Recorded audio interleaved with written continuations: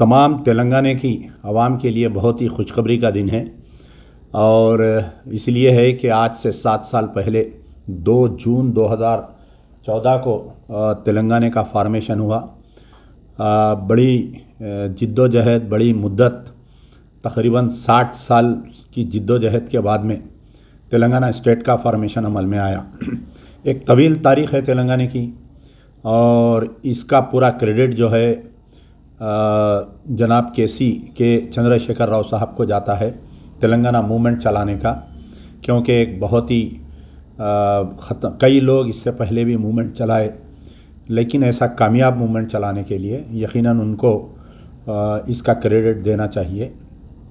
और साथ में सोनिया गांधी, मोहतरमा सोनिया गांधी यूपीए की चेयरमैन, उनका भी हम शुक्रिया अदा करना चाहिए, उनको भी क्रेडिट देना चाहिए इसका, क्योंकि कई हुकूमतें आए, एनडीए की हुकूमत आई, उससे पहले कई हुकूमतें आईं, लेकिन कोई तेलंगाना नहीं दिया, बल्कि सोनिया गांधी ने तेलंगाना फॉर्मेशन के लिए सबसे पहले हाँ कही और उसको रूबे अमल में लाया।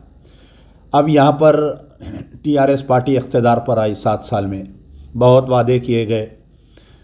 तेलंगाना फॉर्मेशन से पहले और तेलंगाना के इलेक्शन के दौरान ख़ास तौर पर केसीआर साहब ने 12% रिजर्वेशन का वादा किया था। 7 साल में अभी तक अमल नहीं हुआ।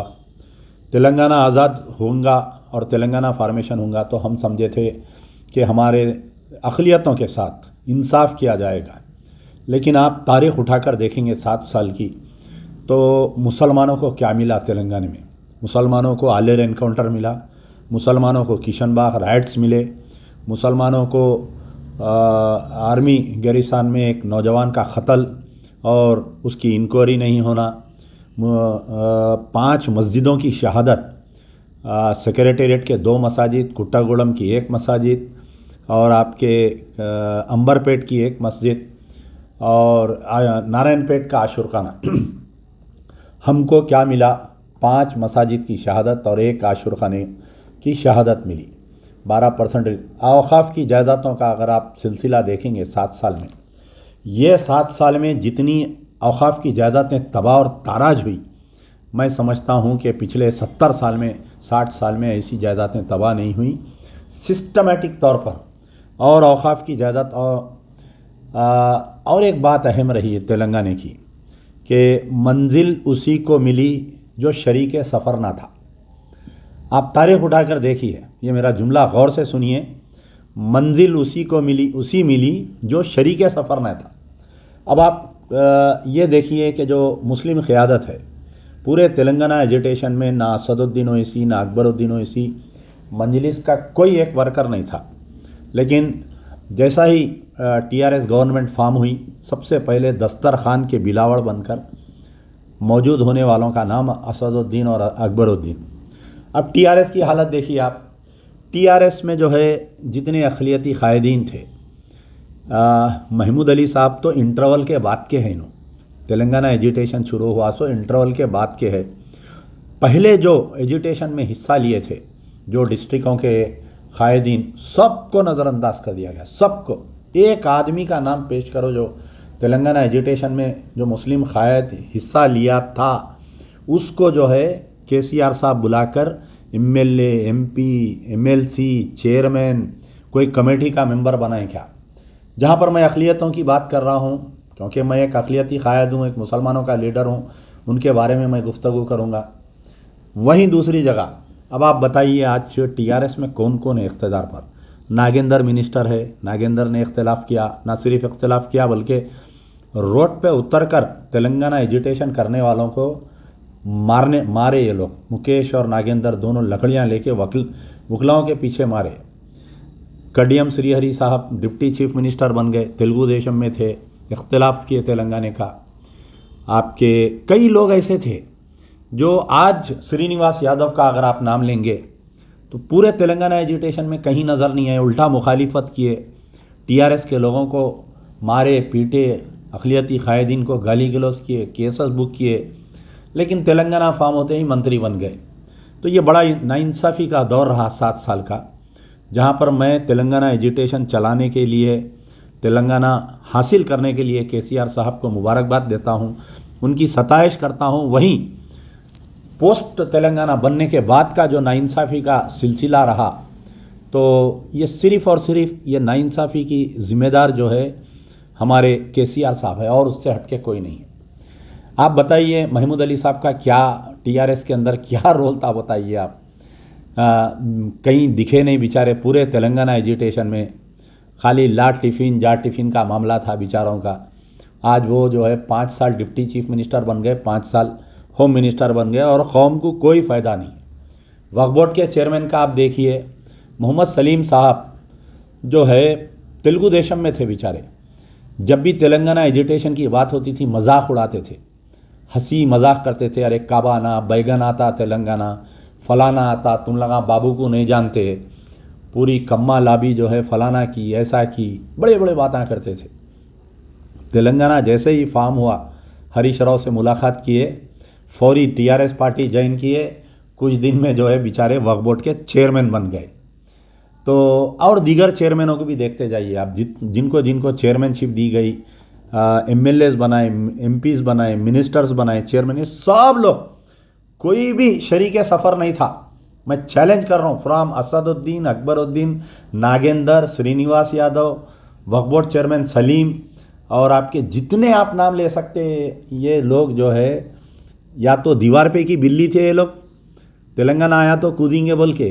तो इसमें जो है कि जहाँ पर केसीआर साहब को मैं एक अच्छा लीडर मानता हूँ, तो ये उनकी जिम्मेदारी थी कि फाइंड आउट करके कौन कौन तेलंगाना के एजिटेशन में हमारा साथ दिए। नैना नरसिम्हा रेड्डी बेचारे, उसको ऑब्लिवियन में छोड़ दिए, वो बेचारा मर गया गम में। तो ऐसे कौन कौन लोग हैं जो हमारा साथ दिए, उनको ऊपर उठाना था। आज भी वक्त है, अभी भी मैं केसीआर साहब से गुजारिश करूंगा कि आज भी वक्त है, जो लोग तेलंगाना एजिटेशन में आपका साथ दिए, जो ख़ास तौर पर मुस्लिम क़यादत या मुसलमान जो तेलंगाना एजिटेशन में साथ दिए, उनके लिए डबल चैलेंज था। जो गैर मुस्लिम है उनके सामने कुछ नहीं था, या तो इधर कांग्रेस, यानी उनके पास विन विन सिचुएशन थी। कांग्रेस भी जीती तो लोग कांग्रेस में जाते, तेलुगु देशम जीती तो तेलुगु देशम में, तेलंगाना बना टीआरएस में गए तो टीआरएस में भी आ जाते थे वो लोग।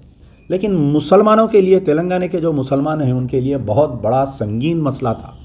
क्या संगीन मसला था कि अगर तेलंगाना की तायद में गए तो मजलिस इत्तेहादुल मुस्लिमीन से मुखालिफत, और मजलिस इत्तेहादुल मुस्लिमीन से मुखालिफत बोलते ही काफिर का फतवा मिल जाता था। जो लोग मेरे साथ, जैसा अब हम हैं, हर तेलंगाना के मीटिंगों में जाते थे, एजिटेशनों में डिस्ट्रिक्ट हम जाते थे, सिर्फ एक ही जमात थी जो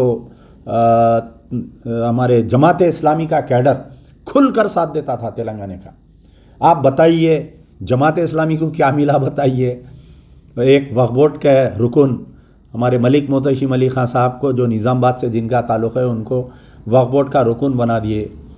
दूसरा तो यानी मैं ये बतलाना चाह रहा हूँ कि जितने मुसलमान कायदीन जो तेलंगाना का साथ दिए, टीआरएस का एजिटेशनों में साथ दिए, जेलों को गए, केसेस में बुक हुए, उनको आज कुछ भी नहीं मिला, 0%।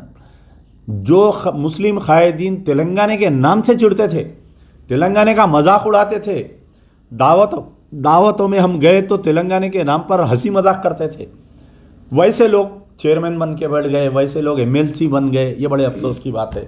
यानी दोनों कम्युनिटी के साथ केसीआर साहब नाइंसाफ़ी किए, हिंदू कम्युनिटी के साथ भी, मुस्लिम कम्युनिटी के साथ भी नाइंसाफ़ी किए। तो खैर तेलंगाना की मुबारकबाद तो ज़रूर है। जिद्दोजहद चलते रहेंगी, जिद्दोजहद जारी रहेंगी हमारी। अभी तेलंगाना आज़ाद हुआ है, लेकिन तेलंगाना जो है ये फ़िरक़ा परस्ती का शिकार बनते जा रहा है, दिन पे दिन तेलंगाना जो है फ़िरक़ा परस्ती का शिकार होते। उर्दू जो ज़बान होती है उसको मैं बता रहा हूँ ना, आप मेरा अभी जो गुफ्तगू किया मैं कि सीएम साहब तो बहुत सारे बातें बोलते हैं, हमारे लोग भी सीएम साहब को सेकुलर सीएम बोलते हैं। उनका सेकुलरिज्म कहाँ से झाँक रहा आपको बेहतर मालूम है, कहाँ से निकल रहा सेकुलरिज्म आप लोगों को बेहतर मालूम है। 12% रिजर्वेशन मिला क्या बोलिए, वक्फ की जायदादों को तबाह हुए नहीं हुए बोलिए, क्या कमिश्नरेट आया क्या बोलिए वक्फ बोर्ड में, क्या आप बोलिए आलेर एनकाउंटर में हुआ नहीं हुआ। एनएचआरसी की रिपोर्ट आई कि आलेर एनकाउंटर वादे फेक, जो ऑफिसर्स आलेर एनकाउंटर में हिस्सा लिए उनकी तनख्वाहों में से पैसे काट के उन बच्चों को 5-5 लाख रुपए दिए बोले। आज तक वो रिपोर्ट अमल में हुई क्या, बताइए आप जो है किशन बाग में जो लोगों को पुलिस गोली मार दी थी, जो 4-6 लोग मर गए, तो क्या तेलंगाना की गवर्नमेंट इंसाफ दी क्या, बताइए। मक्का मस्जिद बम धमाका हुआ, पूरे कायदीन बाइज्जत बरी, पूरे आरएसएस के लोग बाइज्जत बरी हो गए। आज तक TRS government, Telangana government appeal पे नहीं गई। आपके जो task force office blast case में 12 साल बच्चे जेल में रह के बाइज्जत बरी हुए। सेकंड टीआरएस की गवर्नमेंट जो है अपील पे चले गई हाई कोर्ट में फैसले के खिलाफ में। कितने बोलूं बताइए आप, अगर मैं बोलने बैठा टीआरएस के 5 मसाजिद की शहादत आपके सामने बताया। नाइंसाफ़ी की गई। मुस्लिम कायदीन जो टीआरएस में हिस्सा लिया आज उनको नहीं मिला। वक्फ बोर्ड हमारे सलीम साहब चेयरमैन बन गए, महमूद अली डिप्टी सीएम बन गए, होम मिनिस्टर बन गए। जो असल जिद्दोजहद करे वो कहाँ पर है बताओ आप? वेयर आर दोस्त Telangana heroes, you tell me, कहाँ पर है? खैर छोड़ दीजिए, हमारे साथ केसीआर साहब नाइंसाफ़ी किए, हमको नहीं बुलाए, हमको नहीं बात किए। कल तक फ़ोना कर करके बुलाते थे तेलंगाना एजिटेशन में, आइए, कोई मुस्लिम लीडर नहीं है हमारे प्लेटफॉर्म पे, अमजदुल्ला खान साहब आप आइए। जैसा ही हुआ दस्तरखान के बिलावड़ा आ गए, बैठ गए। तो खैर जिद्दोजहद तो हमारी जारी रहेगी इंशाल्लाह।